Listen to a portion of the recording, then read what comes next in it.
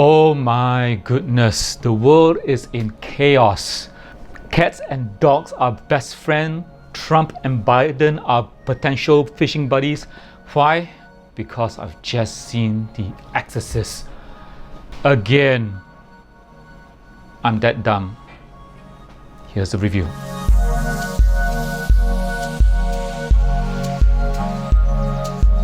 Welcome to the Screen Room, and this week I will be taking all of us, those who have watched the film and those who have not, spoilers alert, The Exorcist, a 1973 film directed by William Friedkin, written by William Peter Blatty, loosely based on a supposed rumored real exorcist of a 12-year-old boy that supposedly had demons possessing him, and there was a real-life exorcism.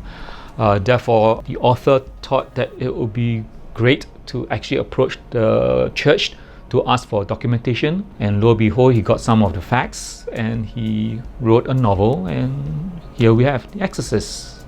I'm Damien Karras. And I'm the devil. Now kindly undo these straps. If you're the devil, why not make the straps disappear? That's much too vulgar a display of power, Karras. The Exorcist is a story about a young mother who is an actress.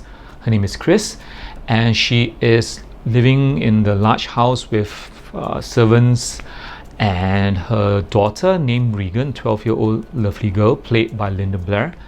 And she is coming to terms gradually seeing her daughter having some disturbing so-called behaviour issues. This perhaps that she suspects could be a stem for her acting out that she doesn't have her father every day with them, and perhaps she is just crying out for attention. However, this particular suspicion is laid to rest where the activities manifest beyond psychological arena. You're gonna die up there. It went beyond just talking about things that she thinks that she has an imaginary friend called Captain Howdy, that she communicates using a Ouija board. Ladies and gentlemen, boys and girls, do not use a Ouija board for play. It is extremely dangerous, okay? But she communicates with this spirit called Captain Howdy, and slowly she starts to talk things. Her voice change.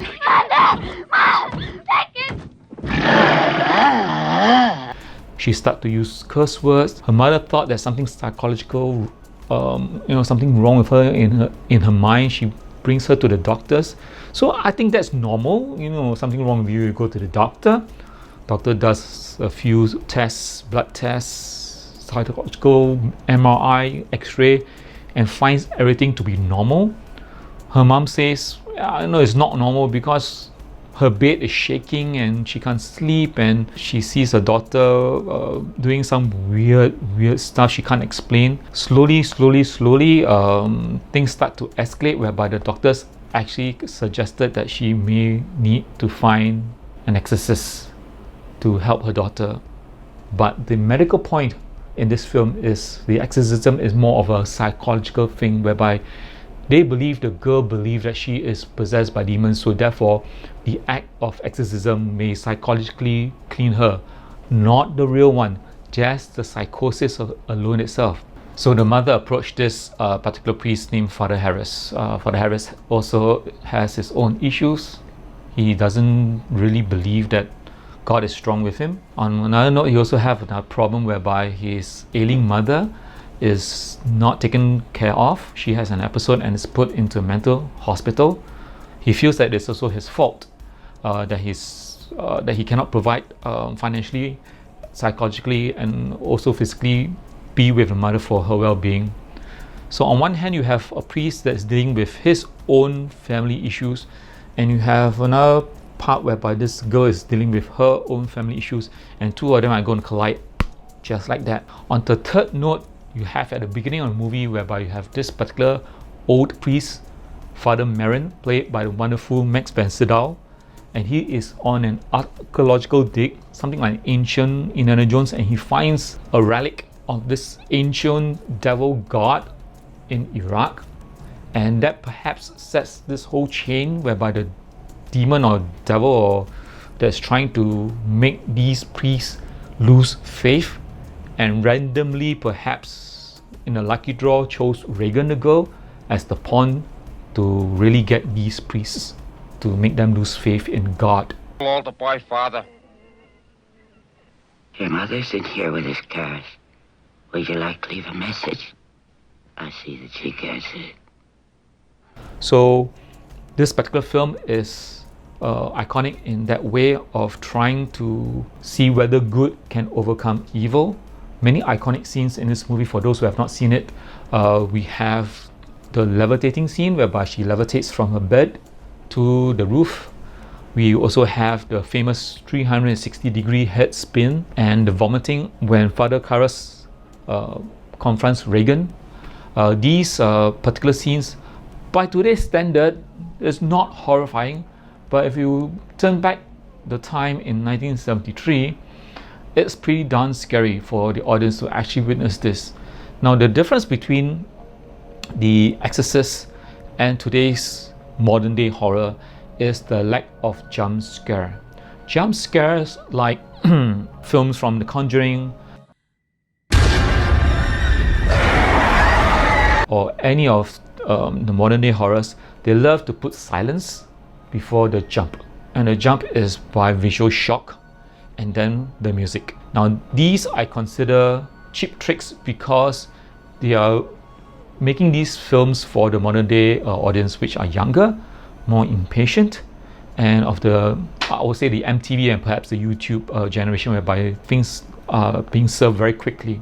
But this particular film in 1973 was cut in a way whereby it is more of a character development kind of film. It took almost 1 hour and 20 minutes before we see the real action, which is the act of exorcism, whereby Father Merrin literally comes to the house under the veil of darkness, and he walks and faces the building. It's an iconic shot that he is alone, small glimmer of hope with a light, and everything is all dark, that he's going to face immense evil. This particular 1 hour and 20 minutes of character building builds the character of Regan, the 12-year-old girl, the mother that's trying to be a single mom, the background of Father Karras, so that we as the audience are invested in the characters before the final showdown. When we do get the final showdown, we get the levitating, we get the spewing, we get all the stench and smell, wonderfully crafted, wonderfully edited, wonderfully acted by the actors. They build the tension, and there's a lot of reaction shots, a cut of faces looking at another point of face. There's a lot of pacing, a lot of slow editing, and I personally feel that it fits the genre of that time. It doesn't really, let me correct that, it does not really need to push speed for that. I think in this particular film, less is more. The more the camera linger on Regan, the possessed girl, the more the audience really feel it. The more we see the priests getting dejected every time that they enter the room and they try to take care of the demon, they get thrown to bits. The more they get dejected, the more they lose their faith. Why this girl doesn't make sense. I think the point is to make us despair, to reject the possibility that God could love us. This particular film is done in that way to make the audience question themselves. Will you be strong enough if something like that happens to you right in front of your eyes? Are you strong enough to repel the devil, or will you be weak to succumb for demonic possession? Ironically, this particular film has a lot of FYIs, which I will go into it right now. As I mentioned to you, it's really loosely based on a true event that we know for sure. But do you know that this particular film also has the blessings of the Roman Catholic Church? One of the reasons why it has the blessings of the Roman Catholic Church, because one of the actors in the film is a real life priest. What about The Exorcist? Have you any ideas? How about Lancaster Merrin?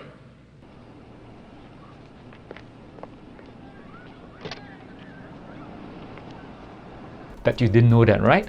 So the real life priest that was in the film itself taught the actors how to do the exorcism rites, how to face the demon, how to throw the holy water, and of course, the real life priest blessed the set every day, just in case.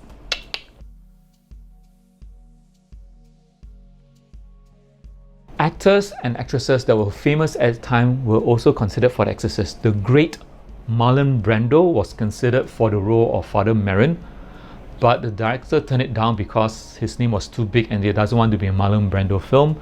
The great Audrey Hepburn also was considered to play Chris, the mother of Regan, but she turned it down because the only condition that she can do this film was that everything must move to Rome. The director said, no way, I'm going to shoot everything in Rome.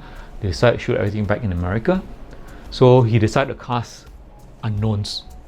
And the studio don't even have any faith that this film will even go through, because some of the producers like, good luck trying to get a 12-year-old girl to pull this off. But they managed to. 12-year-old Linda Blair managed to pull this off. This particular film, when everything was cut, it was great on a few levels. Number one, all the effects that you saw in that film was practical. CGI was not really invented at that time, so everything had to be done on hand. To see how that works, and all the prop men that were back there just cranking away on a simple mechanical thing to make this supernatural thing happen. The girl that was levitating into the scene had to be done on wires that was so thin that the camera couldn't pick it up. There were no computer-generated images in which you could portray the special effects of The Exorcist. They all had to be done mechanically. And so when the two priests are reciting the liturgy and they see Linda's body levitate, they're seeing that right in front of them. We had to create everything mechanically on camera, and the actors could see that. To show that the demon is possessing the whole set was shot in a refrigeration set. Everything had to be refrigerated so that they can have cold breath coming out. So these were very ingenious, practical solutions of that time. And so much so that this film was celebrated with a lot of Oscar nominations. Let me tell you some very creepy things that happened on set too. One day there was a fire that consumed the whole set. It burned down and they had to rebuild the set. Nothing new. But everything was burned down except the bedroom set where the possession took place. That place was untouched. When the film was about to be released, it was rated R for restricted viewing, meaning that technically you can bring a child to see the film. How it was rated R instead of it being X-rated is beyond me, because there were some scenes that was extremely very controversial.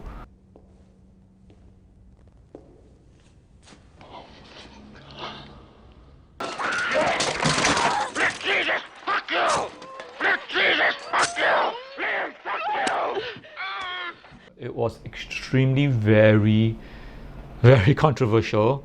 It was only meant for adult eyes, but because the director wanted a larger viewership, got the rating down to R instead, and a lot of people went to see the film. But some censors at certain states of the United States did not allow the film to be shown in their states and banned the film entirely. So if you wanted to watch The Exorcist in 1973 and it wasn't showing in your state or your town, you have to drive to another state or another town whereby it's showing. Thus, explain the long lines of people trying to buy tickets to watch The Exorcist. Some of them even lining up as early as 4 a.m. for the 10 a.m. show. In the cold, in the rain, even the theaters will have to serve drinks to those people lining up to keep them happy, to keep morale up, because they've never seen anyone queuing up for a horror film before. Horror films in the olden years were just popcorn trivia films, things that you don't take seriously. Men in rubber suits pretending to be monsters, people with heavy makeup pretending to be vampires and werewolves. It was just, popcorn fluff. It wasn't taken seriously until this film. When this film came out, the possibility that someone could be possessed, people could really believe that happened to them. And people of faith, especially in the Christian faith, they do believe in negative forces according to the Bible. So when they left the theater, they were horrified that it could happen to them. I have a friend in there alone, and I don't want to leave her in there alone. The word of mouth channel from friend to friend saying that you have to watch The Exorcist, you have to watch it because it's the most horrifying thing that they've ever seen. People that watched the film, some left halfway because they just can't handle the image. Some had a heart attack, some fainted, some vomited. Ambulances will have to be called. When I watched the film, I was only kindergarten 2, coming to primary 1 in Singapore. My father brought me to see this film. Thank you, Dad, for this upbringing. It scarred me for quite a number of days and I couldn't sleep. I remember screaming in the middle of the night and my mom would have to try to coax me back to sleep. And having watched it for 4 times throughout the course of my life, I can honestly tell you, I realized why it's still considered one of the most scariest films of all time. But by today's standard, I think it may not be as scary because it lacked the scare factor. However, I must tell you that this particular film was paced and cut specifically for that time, and I do understand why people really walk out of the theater being frightened, because it was just too real. And if you compare that to modern day horror films like, for example, perhaps The Conjuring, Annabelle Comes Home, A Quiet Place, or anything like that, some of these films we know rely on jump scares to give us a shock factor. At the back of our mind, perhaps we just dismiss it off as it can never happen to me. But I think The Exorcist, why people really are frightened of it is because there's a possibility that it could happen to anyone. The ending was something that I did not expect. A lot of people call it a horror film. The director and the lead actress dismiss it, says that it's a psychological thriller. Actress Linda Blair, who played Regan, said that it's actually a family story, but I think it will be remembered as the horror story of that generation. And perhaps why people still remember The Exorcist now was because it broke all records and it exceeded everyone's expectation. On a $10 million budget, it raked in close to $200 million during that time. That was very impressive. And as impressive score of a film, I would like to give this film, The Exorcist, an A-. Bonjour. Quod nomen mihi est. La plume de ma tante. That's the end of my review for The Exorcist. Please hit the like button, subscribe to my channel, hit notification if you want to be notified of any new videos. If you have any videos or any films that you want me to comment or even review, hit on our comment section below, and if it's something that I would like to see, I might review it and give you a shout out. Please come back to the channel anytime. The room is always open.